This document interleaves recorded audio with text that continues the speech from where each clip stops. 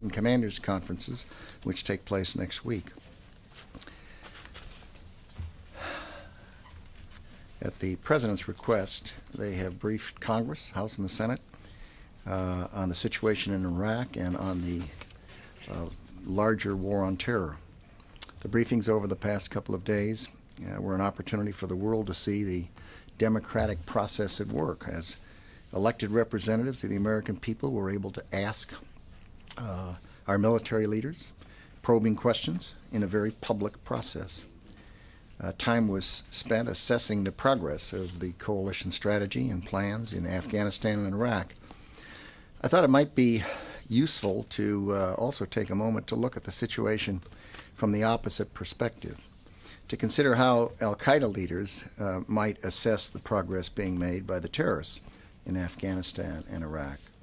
If they were called to account for the state of their strategy in those countries, consider what might be asked of them. For example, they might be asked why they failed to stop millions of Afghans and Iraqis from voting in free and relatively orderly elections. Or how is it that the Iraqi Sunnis, who are supposedly the natural allies of the insurgents, have chosen, albeit belatedly, to energetically embrace the political process, registering in large numbers? Or why the terrorists failed to prevent nearly 200,000 and some 75,000 Afghans, 200,000 Iraqis and some 75,000 Afghans, I think it's technically 194,000 Iraqis, from joining the Afghan and Iraqi security forces, despite their very best efforts at intimidation to prevent them from joining those forces. Or why the vast majority of Afghans and Iraqis have rejected the terrorists' twisted ideology and instead are supporting efforts to build new societies. Or how terrorists expect to succeed militarily when they cannot rely on sanctuaries in places like Fallujah or Najaf or Tal Afar to plan operations and to train recruits. These would be awkward questions for them to answer indeed, because by every one of those measurements, the enemy is losing. Though the transition of Afghan and Iraq from tyranny to democracy has been and remains violent, we know the importance of seeing this effort through, and we're seeing the progress that has come with patience, the adaptability, the resilience, and the grit of our armed forces. Consider 4 years ago, these two countries were among a handful of regimes in the world that were labeled as terrorist sponsors, regimes that had the viciousness and the capability to support terrorism and inflict damage on our country. And today, these two countries are joining a growing list of free nations that are fighting terrorism. And millions of their neighbors have taken notice of the reforms that are underway in these rising and predominantly Muslim democracies. These are important achievements. And General Casey has been an important part of the progress in Iraq, and I welcome him here, and thank you, George, for your superb service to our country. We appreciate it. Thank you, Mr. Secretary. Good afternoon. I'll just make a short statement here, and then we'll take your questions with the Secretary. As we approach the referendum on the Iraqi Constitution and elections for government based on that Constitution, the Iraqi people are locked in a struggle between tyranny and democracy. They're fighting for their future against the remnants of the regime that tyrannized them for the past 3 decades and against elements of a global terrorist network who seek to establish Iraq as a base from which they can export terror throughout the region and across the globe. I'm convinced that with our support, the Iraqis and the Iraqi people will prevail in this struggle. We have crafted a strategy for success in Iraq based on historical lessons, established counterinsurgency principles, and the realities on the ground in Iraq. And this strategy will enable the Iraqis to take charge of their future. To be sure, the next months will be difficult, as our enemies also recognize what's at stake. They are already challenging the referendum process with increased terror attacks to create the impression that attempts at progress are futile and that Iraq can never become a modern democratic society. They are attacking the will of the Iraqi people, and they are attacking the will of our coalition publics. They are failing in Iraq. Across Iraq, 98% of the eligible Iraqis have registered to participate in the referendum and election processes. Better than 90% of the Iraqis have stated their intent to vote. And most importantly, as the Secretary noted, Sunni Arabs who boycotted the election in January remain committed to participating in the referendum and the election. This is a significant step forward from the boycott that took place in January. On the military side, coalition forces and Iraqi security forces continue to pressure terrorists and insurgents across Iraq. And Iraqi security forces are progressing and continuing to take a more prominent role in defending their country. Let me give you an example of what I'm talking about. In May, Iraqi security forces conducted about 160 combined or independent operations at the company level and above. So about 100 people is company level and about 160 operations. In September, that was over 1,300. And then our transition teams that we have put with the Iraqi security forces have greatly enhanced their development and their ability to operate with us. We are at the point now where 80% of all of the company level and higher operations that are done are combined operations with the Iraqi or Iraqi independent operations. Big step forward. Additionally, we expect to have 60 to 70,000 more Iraqi security forces available for referendum security than we had in January. And by the time of the elections, we expect to have about 100,000 more Iraqi security forces available to protect those elections than we had in January. So as a result, for example, I only had to ask for an additional 2,000 coalition troops to protect the referendum and election process this year, by 12,000 in January. Another example, in the recent success in Tal Afar, Iraqi security forces outnumbered coalition forces for the first time in a major operation. A year ago, that division didn't exist. We've also had good success militarily against the Al-Qaeda network, killing and capturing over 20 of their key leaders since July, and including the recent death of key Zarqawi Lieutenant Abu Azzam. We and our Iraqi security force colleagues remain postured to provide security for the referendum and the election. And while I expect the insurgents to pull out all the stops to disrupt the process, they will not stop the political process from going forward. We're in a tough fight in Iraq, but our country has been in tough fights before to advance the cause of democracy and to protect our way of life. We should not be afraid of this one.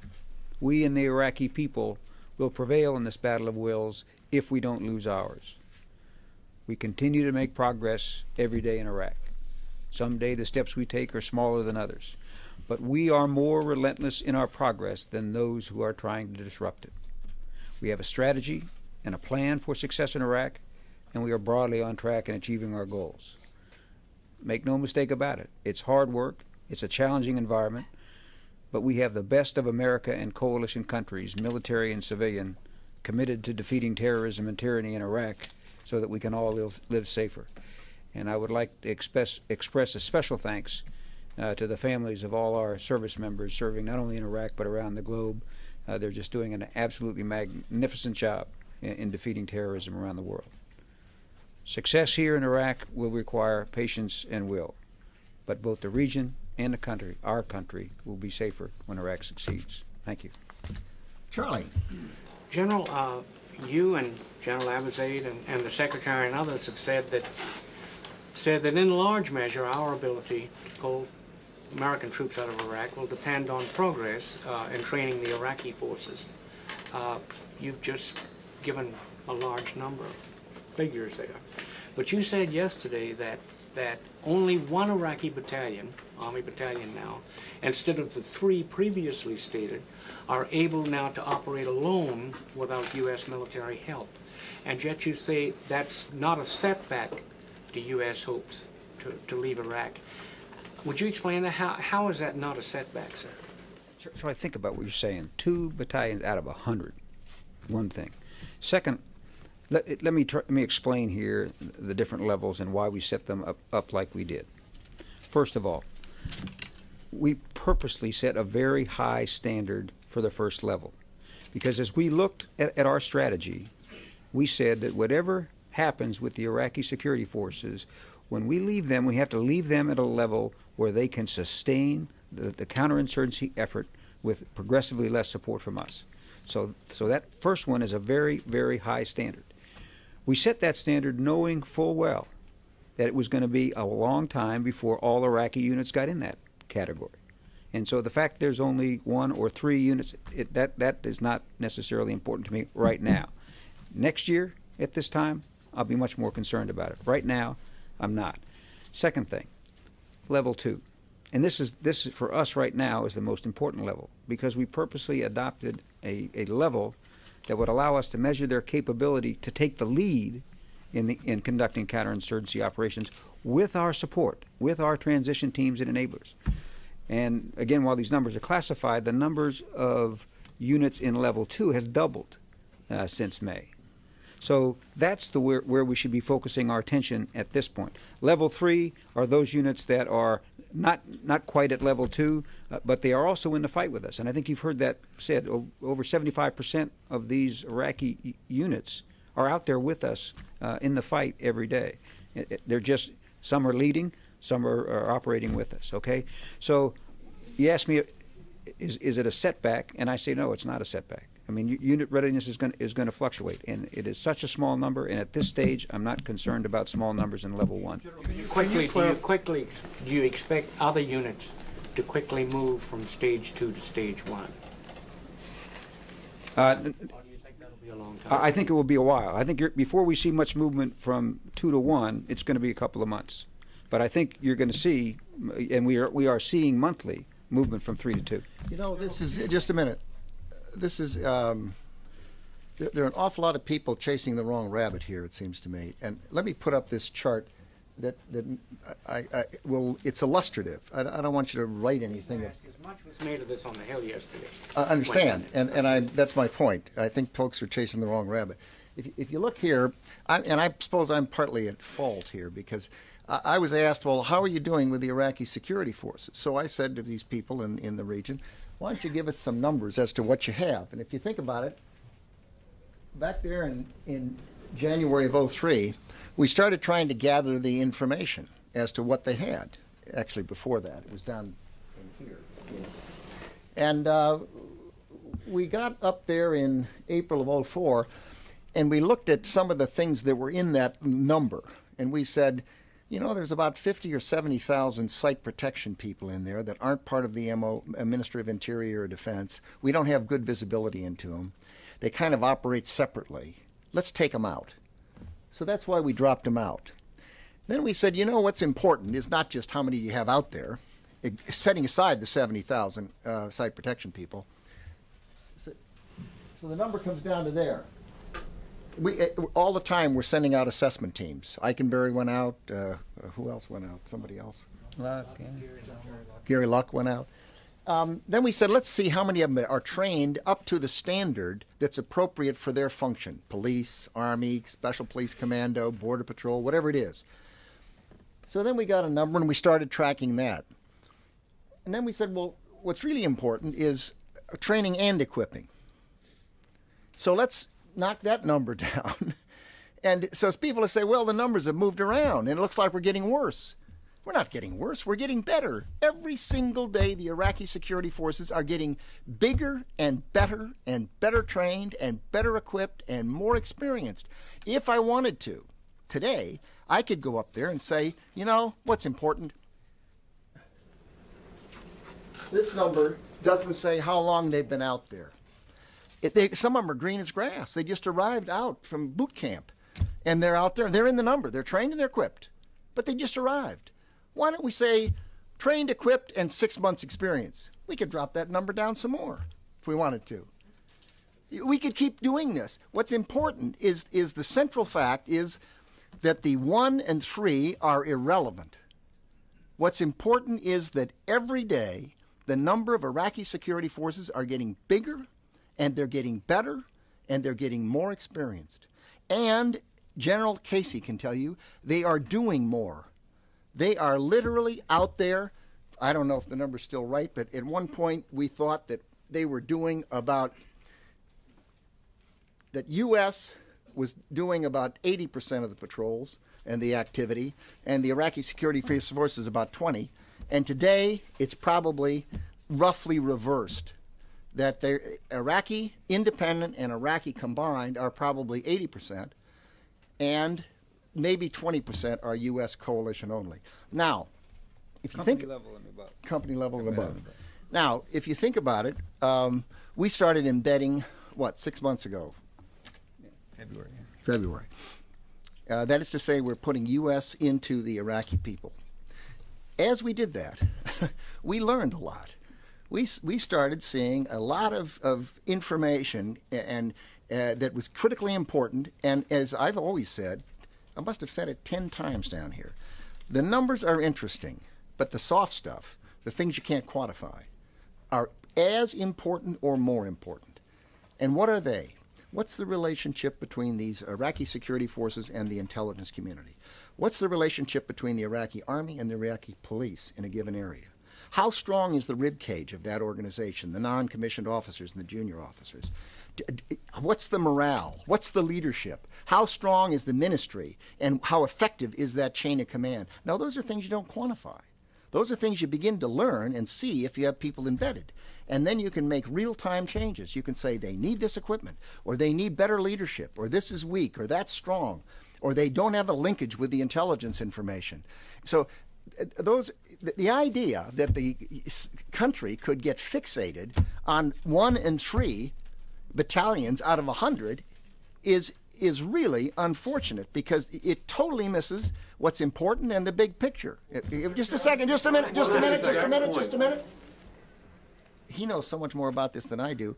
I just want to make sure, did I say anything that's even close to not quite right? No.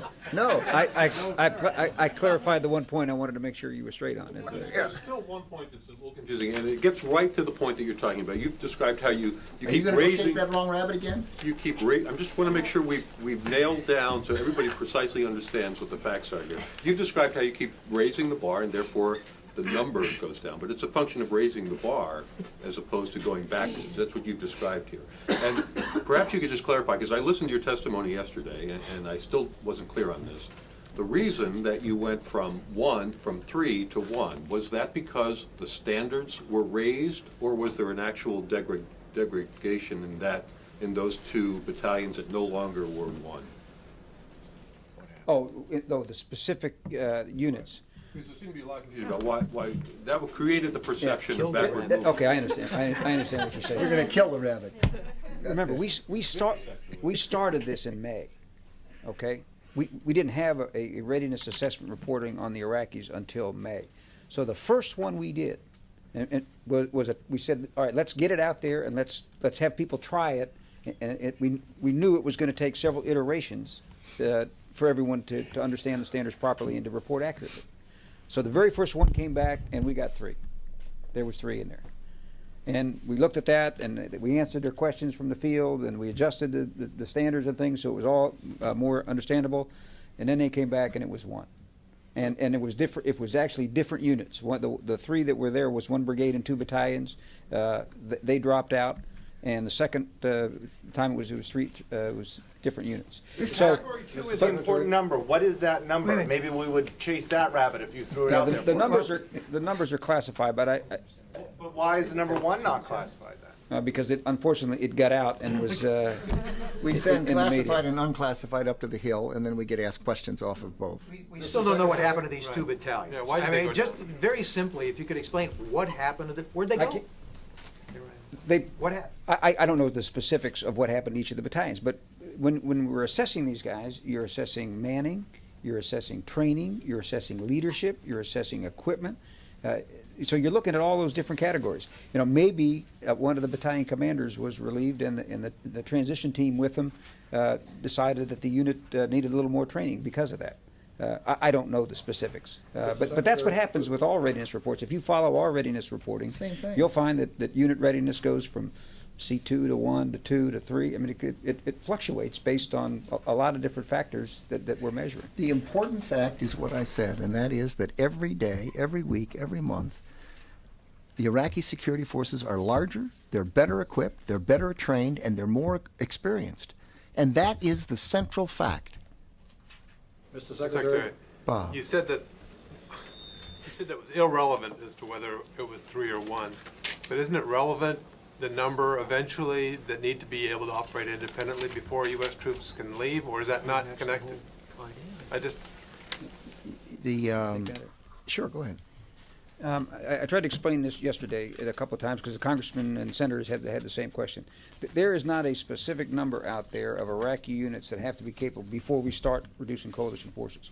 What I tried to explain is that condition-based reductions in coalition forces is part of our overall counterinsurgency strategy, and it will take place in varying places around the country as these Iraqi units, brigades primarily, take over pieces of Iraq. So we're not saying we have to get to 100 level ones before we can start reducing U.S. troops. That's not the plan. but that's one of the conditions that need to be met. Isn't that, say conditions-based, isn't that one of the conditions that the Iraqis have the capability? In that local area. In one area. In one area, okay? You know, I mentioned yesterday in one of the hearings, think of our NATO allies, think of our other alliance partners. We often are the country that has to provide some element, some enabler, to make the mixture of that work. And that's what we're doing with the Iraqis. Why would we hold the Iraqis to a higher standard than we're holding other people? They want to leave Iraq eventually. Well, sure, and they're going to get better every day, every month, just as they are now. Mr. Secretary, may I ask General Casey a question? I'm not chasing rabbits here. General, you backpedaled somewhat from your statement when the Secretary was in your backyard some months ago about when a substantial number of U.S. troops could possibly withdraw. But it seems to me that an equally important question on what we're discussing now is how long will U.S. forces be needed in Iraq, embedded with Iraqi units? You said yesterday that it was important to have the embedding continue. Yeah, I can't put a timeline on that. Months, years? I think a couple of years for sure, and it'll all be based on their progression. Can I go back to backpedaling? Everybody, as I said yesterday, You don't have to take his bait. anytime you make I learned from you, Mr. Secretary. anytime you make predictions, you make it based on assumptions. And I said there were two critical assumptions that would drive that process: that the political process continued satisfactorily, and the development of the security forces continued. Now, this Constitution has come out, and it didn't come out as the national compact that we thought it was going to be, and there's a little division there. It's not a bad Constitution, but there's a little divisiveness because of that, and that caused the situation to change a little bit. But as I said just a second ago, condition-based reductions of coalition forces is still very much a part of our overall counterinsurgency strategy. And I was asked yesterday on the Hill, did I expect that to happen in 2006? And I said, yeah, I do. Let's go back to the embedding question, Ivan. One size doesn't fit all. We may end up, at the request of the new Iraqi government, of having some embeds in their Ministry of Defense for some period of time. That does not mean you'd have embeds in a platoon or a company or even a battalion. You know, you don't know. You'll see how it evolves. And the visibility we've gotten, our folks have gotten into their circumstance so that we could rapidly fix help them get better equipment, help them get better leadership, and help them connect with each other better, has made an enormous difference in their effectiveness. Yes. So that kind of dovetails into my question. General Abbott, you and General Abbott both talked about this yesterday. He testified that we are not yet organized to the extent that we need to be to fight this enemy with coordinated and synchronized international and interagency action.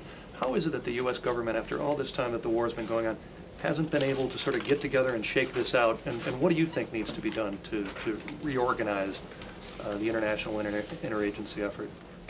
Well, I'll give you one example. We have legislation pending up on the Hill with respect to the, and both the State Department and the Department of Defense are working together to try to get the approval to do a better job of training and equipping other countries' militaries, and to strengthen partnership capacities so that we can pass some of the load to other countries and do less ourselves. And that's the kind of thing that it just takes time for Congress to go through it and discuss it. We've tried it for 3 years. It took, 18 months to get approval to get an Assistant Secretary of Defense for Homeland Defense. About that, I think. It just takes some time. And first of all, you have to figure out what makes sense. and then you have to persuade people in the Congress that makes sense, and work your way through it. Why is it that you have to go in and take over the Ministry of Defense and the Ministry of Interior? Why is it that we're at the point where everybody has to say, well, the Department of Defense is the only agency that can handle this, hurricane? What's going on here? Well, I think one of the things is that other departments tend not to have people who sign up with a willingness to be deployed anywhere in the world at any moment of the day or night and put themselves in danger, and the very best people volunteer to do it. And other departments and agencies tend to be domestic departments, or they have rules and procedures, and it just takes time for those things to adjust and change. But the international effort, if you think about it, we went into Afghanistan in a matter of days, very few weeks, less than a handful of weeks. And NATO now is in there, but it didn't happen fast. It took some time, and now they've taken over in the north, they've taken over in the west, they're going to move into the south. They were in Kabul to start with. And the reality is that in our world today, there are very few countries that have the ability to move fast and to do something important. And if you think of Haiti, where we had to work to get put together a group of countries to go into Haiti. Think of Liberia. We had to work there, do some facilitating and assisting to get the ECOWAS, it was, I believe, that followed in and helped out there. That's no big surprise. That's the United Nations, for example, takes months and months and months to pay the people in Haiti. When I was traveling in Latin America recently, a couple of countries were quite concerned that their troops hadn't been paid by the UN for that. So the more you need international support and cooperation, and it takes time to get it, and we just have to figure out ways that we can help other people do a better job to assist in some of these kinds of things that exist in the world. Brett? General Casey, you opened up and said the enemy is attacking the will of the Iraqi people and attacking the will of the American people. They are failing in Iraq. Are you suggesting that the enemy, with these spectacular attacks, is somehow successfully chipping away at the will of the American people? What do you think? It's not my question to answer. It is your question, but I mean, look, you guys read the polls just like I do, and this is a terror campaign, and they are trying to create the impression that we and the Iraqis cannot succeed in Iraq. And what do you think? Is it having an impression back here at home? That the levels of violence? I think it is. No question. But what the general says is correct. That they have a media committee. Multiple media committees, the terrorists do. They know what they're doing. They're focusing on public opinion in the United States. They're trying to do things that are dramatic and affect that. And they're looking for allies and ways that they can get the echo chamber going. They work closely with Middle East networks and arrange to have cooperative arrangements with them. No, I mean, they can't win a battle. They can't win a war out in the field. The only place they can win is in a test of wills. If people say the cost is too high and the time is too long. If I could follow up, yesterday you were asked numerous times. Yesterday you were asked numerous times about the border area and whether you were going to use this Talafar model, go in, put Iraqi forces to hold it. Do you have enough forces to go in, capture something, and then hold it with Iraqi forces? We do, and in the last several months, for example, out west, there have been five Iraqi brigades, and we've also put about a brigades where the coalition forces out there. So yeah, we do have enough force, and I get that question all the time. And these are Iraqi brigades doing these things. I mean, it takes the 1 and 3 business and sticks it over there where off the side, and he's got Iraqi brigades out doing things. Important things. Now, what I'd like to suggest, we'll take a few more questions, but I'd like to take them from people who haven't had a chance to ask one. Just a minute. If I could do one more. And we'd like to have only one question per person from those that haven't had a chance to ask yet. Can I finish up? Sure. You mentioned the Falafel model. I mean, I think there's a good example. The 3 Iraqi brigades and the 3rd Iraqi Infantry Division went into Falafel with one of our brigades. Urban fighting, I mean, the toughest type of combat. And these Iraqi units were right there with our guys. And what happens is, more and more, we're seeing them, and General Vines told me this morning in about half the cases now, our guys are providing the outer cordon, and it's the Iraqis that are going inside. Frankly, because they're much more effective in understanding what it is they're seeing there. But that's kind of the Talafa model, and none of those brigades that went in there were level 1. They were level 2 and 3, and so I'm trying to give you some sense of the capabilities of these guys. Let me clean up something I said. You said I used the word irrelevant for the 1 and 3. I shouldn't have. Its relevance is minimal compared to the relevance of the things I've been saying. It's not irrelevant, or else we wouldn't have put up these categories. And over time, it'll have some relevance. And I just wouldn't want any of you to go out and use that word, because it wouldn't be right. It would be wrong. Mr. Secretary, I'm sorry, General Casey, how is it that Zarqawi and al-Qaeda in Iraq has replaced the insurgency as the most immediate threat, according to your own intelligence officer there in Iraq? If you look at the levels of violence that they are responsible for in Iraq, and the number of Iraqi casualties that they are producing, and their attempts to foment sectarian violence. I mean, you saw Balad yesterday, Hilla today, the 14 September attacks. I mean, those were day laborers, guys standing in line to try to get a job for their families, and they crashed in there. The declaration of war against the Shia.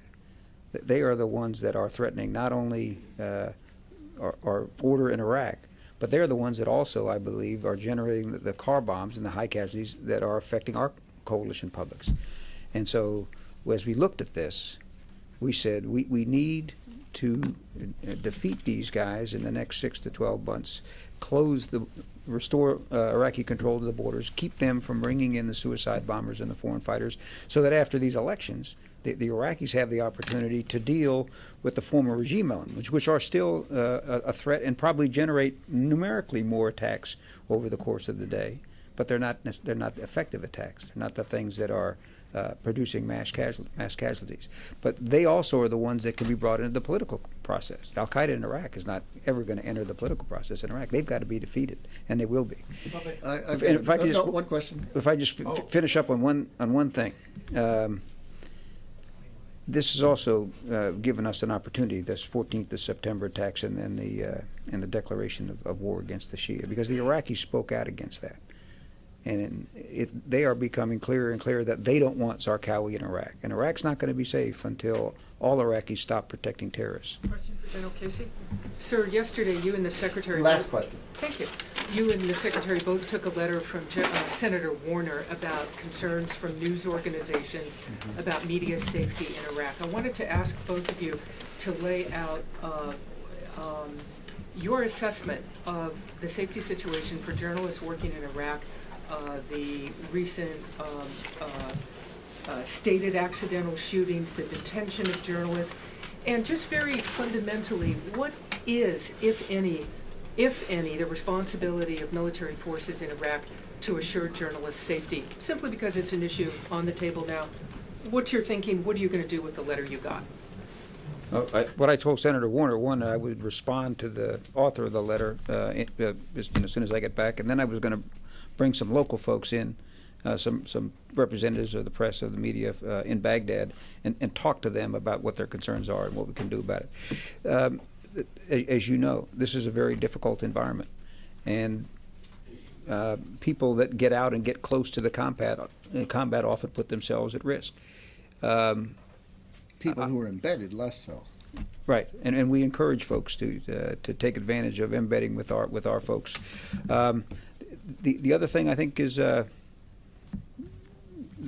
is an element, and I'm not saying this applies everywhere, but some of the local hires of some of the local media organizations do their agencies a disservice because they've got links to insurgents and terrorist organizations. We have not found that rampantly, but we know it's true in a few cases. I'm afraid I've got to go. Can I just very quickly... I'm afraid not. We've agreed on one question, and I think we should go. It's been wonderful to see you all. Thank you. General Casey,